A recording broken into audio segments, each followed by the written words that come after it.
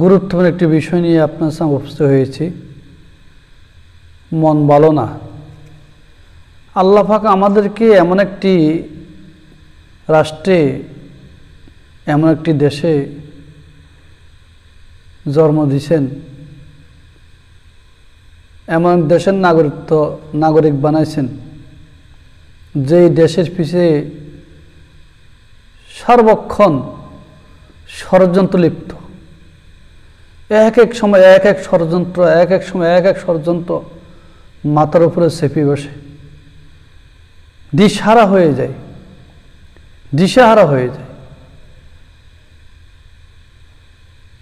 শান্তি মনে আমরা কখনো পাব না। এক এক সময় এক এক দলের, এক এক সময় এক এক ডাকাতের হামলা, মামলা, মোকদ্দমা, কত কিছু। এখন বিগত 16টি বছর পর্যন্ত এই দেশের আনাচে কানাচে, রাস্তাঘাটে বিভিন্ন রকমের ষড়যন্ত্র, মানুষের প্রতি অবিচার, দেশের প্রতি অবিচার, দেশের রাস্তাঘাট, পোল, কালভার্ট সব ধ্বংস, ব্যবসা বাণিজ্য, ব্যাংক লুটতরাজ, বিভিন্ন শিক্ষা অঙ্গনের দুর্নীতি, বিভিন্ন অর্থনৈতিকভাবে সব দিকে আমাদের পরিস্থিতি খুব ভয়াবহ ছিল। দেশে এক দুর্নীতি মার্কা সমাজ ছিল, দুর্নীতি মার্কা রাষ্ট্র ছিল। 16টি বছর পর্যন্ত ফ্যাসিবাদীরা ক্ষমতায় বসে দেশের অর্থনীতি ধ্বংস করলেন, দুর্নীতি বাড়াই দিলেন, দেশের সম্পদগুলো লুটপাট করে নিয়ে গেলেন, অবৈধ শাসন ব্যবস্থা, অবৈধ আইন কানুন তৈরি করে দেশের একে 12টা বাজে দিয়েছে। এই জন্য যতক্ষণ পর্যন্ত দেশ সংস্কার না হবে ততক্ষণ পর্যন্ত আমরা কখনো বড় আশা করতে পারি না। আল্লাহ পাক আমাদের উপর একটা বিশাল নেয়ামত দান করেছেন, যে নেয়ামতটি অবশ্যই আপনারা জানেন, নেয়ামত সম্পর্কে জানেন। সেই নেয়ামতটি হলো ডক্টর ইউনূস। ডক্টর ইউনূস যদি প্রধান উপদেষ্টা না হতেন, ডক্টর ইউনূসের জায়গায় যদি অন্য কাউকে যদি বসানো হতো, এতদিন পর্যন্ত আমাদের দেশ আমাদের কাছে থাকা লাগতো না।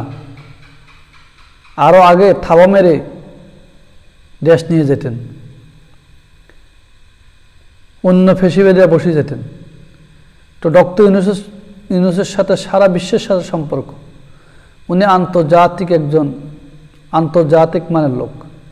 ওনার সাথে বিশ্বের বিভিন্ন কান্ট্রির সাথে, বিভিন্ন দেশের প্রধানদের সাথে সম্পর্ক, যাকে দেখলে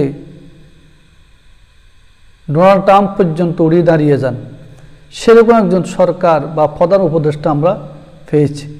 উনি চাই আমাদের দেশকে একটি শান্তির বাণী ফিরাই দিতে।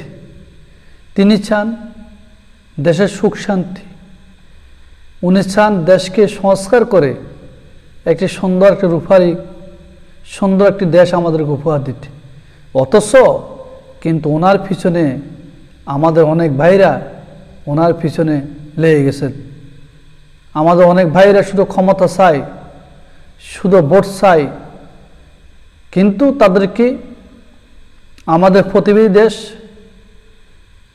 যারা 16টি বছর পর্যন্ত ষড়যন্ত্র কবলে ফেলিয়ে লুণ্ঠন করে খেয়েছে, আজকে সে আমাদের ভাইদেরকে, বিএমপিদেরকে উল্টা বাতাস দিয়ে তাদের হাতে ক্ষমতা দেওয়ার জন্য চেষ্টা করে।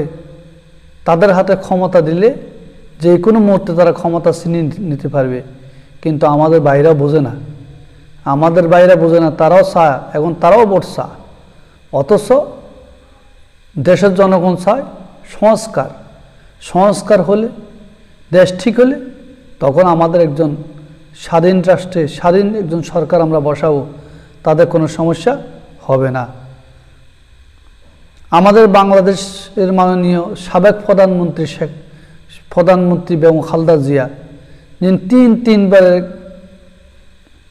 প্রধানমন্ত্রী ছিলেন, আল্লাহ ওনাকে খুব জ্ঞান দান করেছেন, ওনাকে অনেক মেধা দান করেছেন।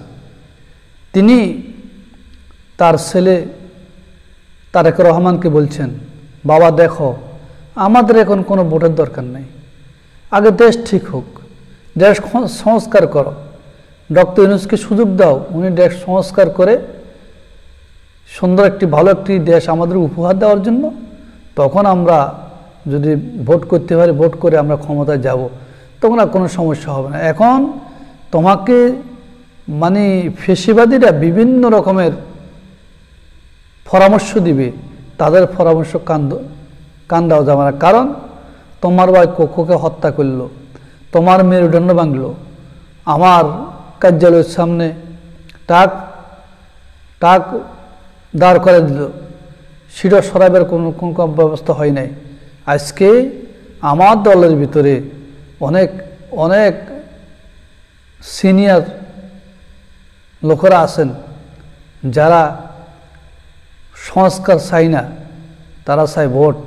তো তারা ভোট করে লাভ হবে কি? কিন্তু এক সময় তারা তোমার বিরুদ্ধে হয়ে যাবে, আমার বিরুদ্ধে হয়ে যাবে, ষড়যন্ত্র করে আমাদেরকে এই দেশ থেকে তাড়িয়ে দিবে, তারাই শেষ পর্যন্ত সে ফায়দা ভোগ করবে। তো সুতরাং আমরা কখনো চাই না একবার দেশ ঠিক হোক, দেশ সংস্কার হোক, মোটামুটি দেশের যদি শান্তি ফিরিয়ে আসে, তখন যাই ভোটের মাধ্যমে ভোট দেওয়ার জন্য ভোট দিয়ে ভোটের মাধ্যমে যদি আমরা ক্ষমতা আসি, সেটা আমাদের জন্য কী হবে? মঙ্গলজনক হবে। তো এই যে বেগম জিয়া যেই নির্দেশগুলো দিল তার সন্তানকে, অবশ্যই এই নির্দেশগুলা তারেক রহমান পুঙ্খানুপুঙ্খভাবে মেনেছেন। এই জন্য তারেক জিয়া বলেছে যে আমার নেতা কর্মীদেরকে আমি বলতেছি, দেশ যতক্ষণ সংস্কার না হবে ততক্ষণ পর্যন্ত ভোটের কথা বলবেন না। আপনারা রাহাজানি, হানাহানি বা লুটতরা যেইভাবে দেশ চলছে, এগুলো বন্ধ করেন, এটা আমাদের বদনাম, এগুলো কখনো করা যাবে না। আমরা ইলেকশন করার পরে আমরা ভোট পাই কিনা তা তো সন্দেহ, আমরা সরকার হতে পারলে না, যদি না হয় তখন কি করবেন? এই জন্য আপনারা লুটতরাজ বা সাদাবাজি এগুলা বন্ধ করার জন্য বলেন, বা যেখান থেকে করে তাদেরকে বন্ধ করার জন্য নির্দেশ প্রদান করেন। এগুলো যেন না হয়, এগুলা দেশের বদনাম, দেশের সমস্যা। তো এই জন্য আমার কিছু বাইরে আছে বিভিন্ন প্রকারের এখনও সাদাবাজি, সন্ত্রাসী, হাইজাগারি, মাস্তানি করার জন্য চাই, কিন্তু ভাই আসলে এগুলো ভালো না। আপনি এগুলোতে ফিরিয়ে আসেন আপনি এগুলোর থেকে।